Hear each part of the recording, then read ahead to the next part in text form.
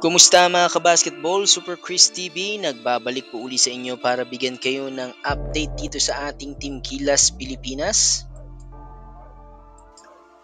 And maganda yung ibabalita ko sa inyo ngayon mga kabasketball. Ayan, Gilas Pilipinas nakatakdang lumipad ngayong Hunyo patungong Turkey at Poland upang magkaroon ng tune-up games bilang paghanda nga po yan sa darating na Olympic qualifying tournament. Yes mga kabasketball, kamakailan lang ay nabalitaan natin na inisnab tayo nitong bansang Lithuania at hindi tayo isinama dito sa kanilang packet tournament. Pero magkagayon pa man mga kabasketball, nandito po, ito po mga ka-tune up game natin, bagong team itong Turkey at ito pong koponan ng Poland.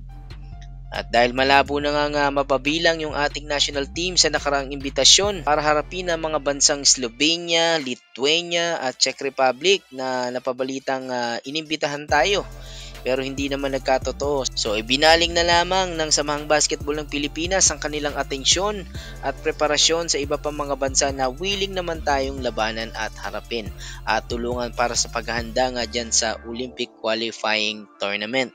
Ayan.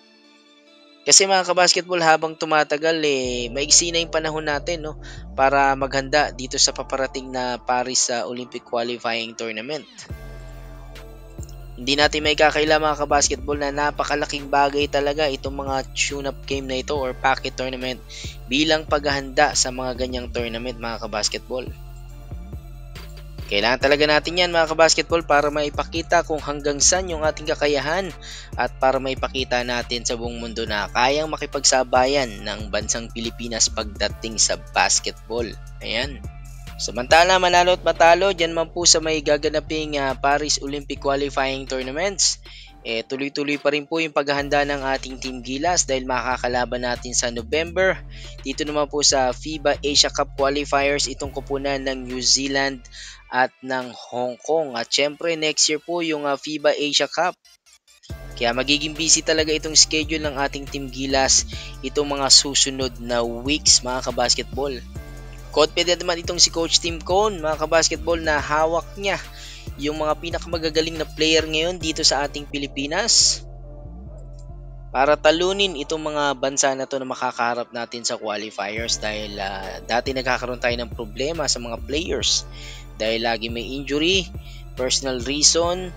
Pero ngayon madali na maka-adapt sa sistema itong mga player na to since matagal na silang magkakasama dito nga po sa ating Team Gilas since Asian Games. Ito nga pong team na binuo nitong si Coach Tim Cone at posible pa na madagdagan yan mga kabasketball.